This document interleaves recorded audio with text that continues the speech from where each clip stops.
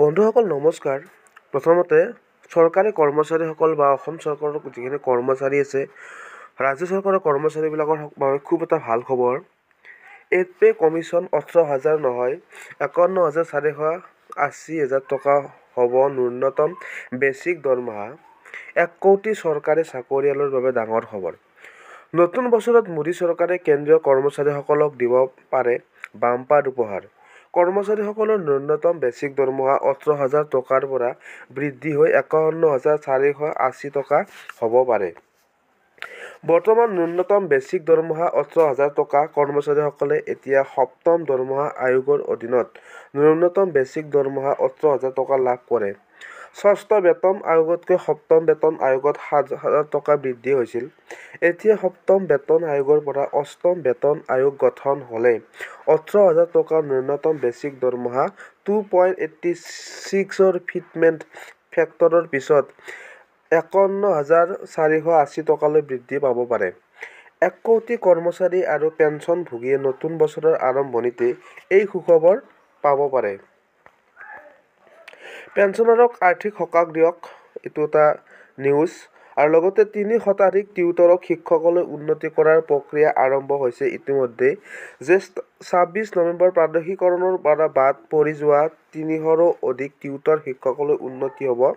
প্ৰাথমিক শিক্ষা সঞ্চালকালয়ে আজিৰে পৰা শিক্ষক পদলৈ উন্নতি হ'বলৈ আবেদন জনোৱাসকলৰ নথিপত্ৰ পৰীক্ষণৰ কাম আৰম্ভ কৰিছে। কাইলৈ পুৱা 10 বজাৰ পৰা আবেলি 4 বজালৈ প্ৰাথমিক শিক্ষা সঞ্চালকালয়ে অৰ্হতা সম্পূৰ্ণ কৰা টিউটৰসকলৰ মাৰ্কশ্বিট প্ৰমাণপত্ৰ টেট উত্তীৰ্ণৰ প্ৰমাণপত্ৰ এইবিলাক ভেৰিফিকেশ্যন কৰিছে। পেঞ্চনৰ নিয়মৰ ডাঙৰ পৰিৱৰ্তন। অৱসৰ লোৱা কেন্দ্ৰীয় চৰকাৰৰ কৰ্মচাৰীয়ে অনলাইন মোডৰ জৰিয়তে এই ফৰ্মখন জমা দিব পাৰিব।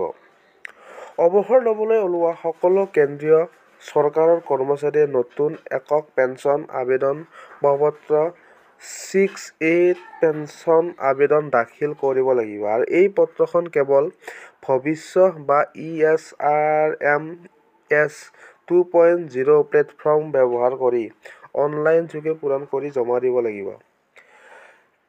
8 পে কমিশ্যন অষ্টম বেতন আয়োগ 51,480 টকা হ'ব নেকি?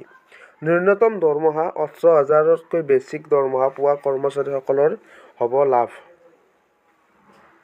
সপ্তম বেতন আয়োগ কৰ্মচাৰী কৰাৰ 9 বছৰ হৈ গৈছে আৰু এতিয়া নতুন বেতন আয়োগ গঠনৰ চৰ্চা তুংগত উঠিছে। কেন্দ্ৰীয় চৰকাৰৰ কৰ্মচাৰীৰ মাজত অষ্টম বেতন আয়োগ গঠনক লৈ দাবী চলি আহিছে। সপ্তম বেতন আয়োগ কাৰ্যকৰী কৰাৰ 9 বছৰ হৈ গৈছে আৰু এতিয়া নতুন বেতন আয়োগ গঠনৰ চৰ্চা তুংগত উঠিছে।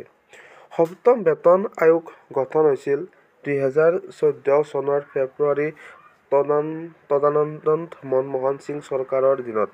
ইয়াৰ পৰামৰ্শসমূহ 2016 চনৰ জানুৱাৰীৰ পৰা কাৰ্যকৰী হৈছিল আৰু এই আয়োগে 2026 জানুৱাৰীত 10 বছৰ সম্পূৰ্ণ কৰিব।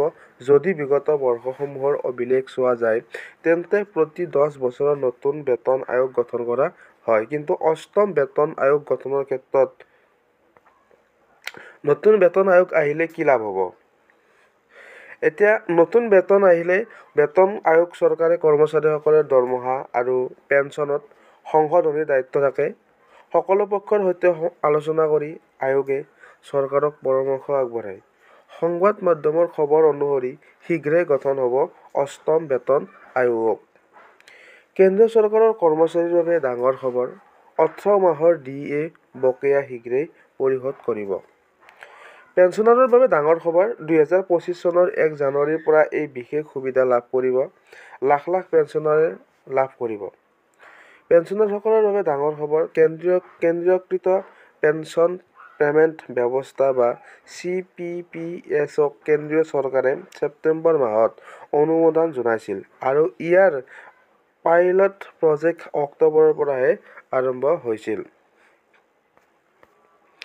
পেঞ্চনাৰসকলে দেশৰ যিকোনো বেংক বা বেংক শাখাৰ পৰা পেঞ্চন উলিয়াব পাৰিব। 2025 চনৰ 1 জানুৱাৰীৰ পৰা এই সুবিধা কাৰ্যকৰী।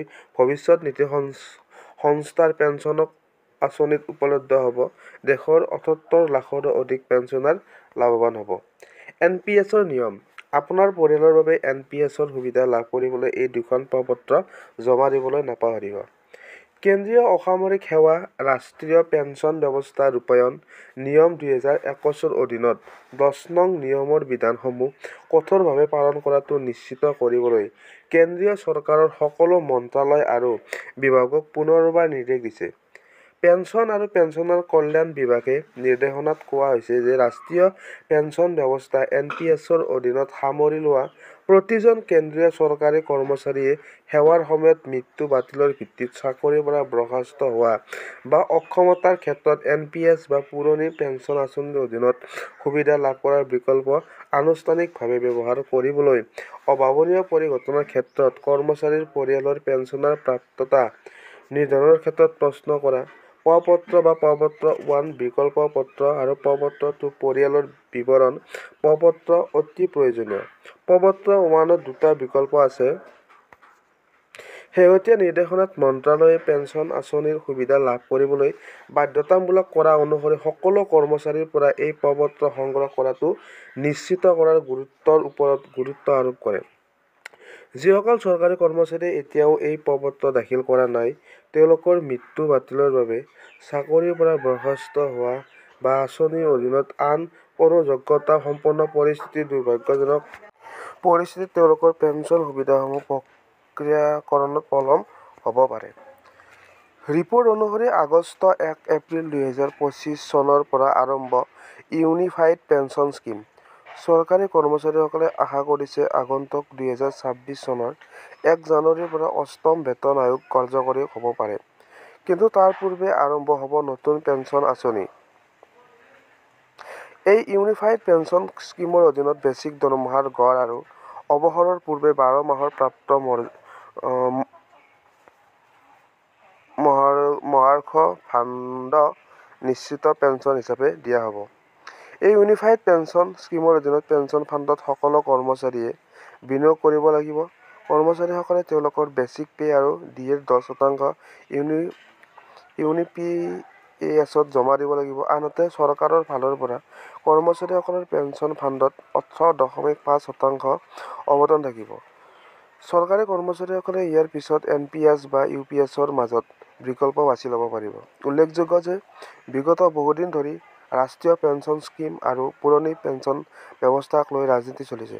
বহুক্ষেত্ৰত চৰকাৰী কৰ্মচাৰীসকলে পুৰণি ব্যৱস্থা আৰম্ভ কৰাৰ দাবী কৰিছে। কিন্তু নতুন পেন্সন আঁচনিক লৈ কিয় আপত্তি চৰকাৰী কৰ্মচাৰীৰ? কিয় ইমান আন্দোলন, বিক্ষোভ প্ৰতিবাদ? পুৰণি আৰু নতুন পেন্সন স্কিমৰ পাৰ্থক্য ক'ত? চৰকাৰী কৰ্মচাৰীসকলৰ কিয় NPSৰ অধীনত অৱসৰ গ্ৰহণৰ পিছত তেওঁলোকৰ ভৱিষ্যতক লৈ চিন্তিত তেওঁলোক? কিমান টকা জমা হৈছে? কোন বছৰত চাকৰিত যোগ দিছে? কি ধৰণৰ বিনিয়োগ কৰা হৈছে? বিনিয়োগৰ পৰা কিমান আয় হৈছে? এই সকলো বিষয়ৰ ওপৰত নতুন পেন্সন প্ৰকল্প নিৰ্ভৰ কৰে। আনহাতে নতুন পেন্সন আঁচনিৰ আওতাত নিজৰ কৰ্মজীৱনত যি পৰিমাণৰ অৰ্থ সঞ্চয় কৰে, কৰ্মচাৰীসকলে অৱসৰৰ সময়ত আৰু তাৰ 60% টকা লাভ কৰিব পাৰে, যিটো টকাই উঠাবলৈ কৰ দিবলগীয়া নহয়। বাকী 40% এলুটিত বিনিয়োগ কৰা হয়। প্ৰাথমিক হিচাপত অনুসৰি অন্তিম যি বেতন তুলিছিল চৰকাৰী কৰ্মচাৰীয়ে, তাৰ 35% পেন্সনৰ বাবদ পোৱা যায়। কিন্তু সেয়া যে পাব তাৰ কোনো নিশ্চয়তা নাই, কাৰণ এয়া বজাৰৰ ওপৰত নিৰ্ভৰ কৰে। এই কাৰণতে চৰকাৰী কৰ্মচাৰীসকলৰ একাংশৰ মন্তব্য, ৰিস্ক ল'বলৈ তেওঁলোক অপাৰগ। ইয়াৰ পূৰ্বে 2003 পৰ্যন্ত বাজেটক অনুমোদিত টকাৰ পৰা অৱসৰপ্ৰাপ্ত কৰ্মচাৰীসকলৰ পেন্সন দিছিল চৰকাৰে। কিন্তু বাজপেয়ী চৰকাৰৰ দিনত আৰম্ভ হয় national pension system.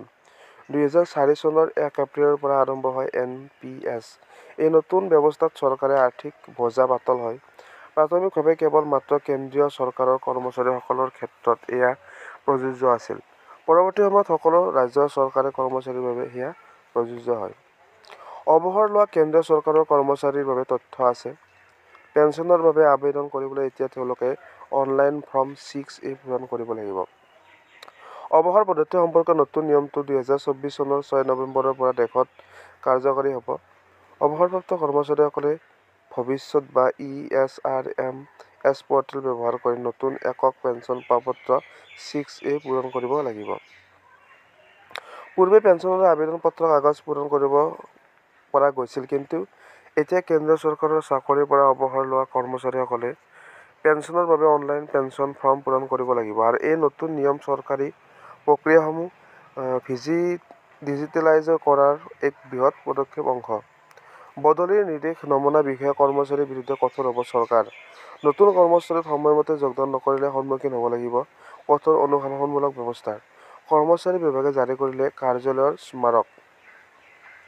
UPS calculation. আপোনাৰ বেচিক চেলাৰী কিমান? আপোনাৰ বেচিক চেলাৰী অনুসৰি কিমান টকাৰ পেঞ্চন লাভ কৰিব জানি লওক হিচাপত। কেন্দ্ৰীয় চৰকাৰৰ কৰ্মচাৰীসকলৰ বাবে ইউনিফাইড পেঞ্চন আৰম্ভ কৰা হৈছিল, যি পেঞ্চন স্কিমৰ আওতাত ন্যূনতম 50% পেঞ্চন নিশ্চিত হৈ গৈছিল। UPS পেঞ্চন প্লেন ঘোষণাৰ পিছৰে পৰা চৰকাৰী কৰ্মচাৰীৰ মাজত যথেষ্ট জল্পনা কল্পনাৰ সৃষ্টি হৈছিল। এতিয়া সকলোৰে মনত এটাই প্ৰশ্ন যে অৱসৰৰ পিছত UPSৰ পৰিকল্পনা অনুসৰি কিমান পেঞ্চন লাভ কৰিব। বহুতে জানিব বিচাৰে যে অৱসৰৰ লোকসকলে কিমান পেঞ্চন পাব। যদি আপোনাৰ বেচিক পে 60, 70 বা 80 হাজাৰ টকা হয়, তেন্তে সেই হিচাপ অনুসৰি কিমান পেঞ্চন লাভ কৰিব।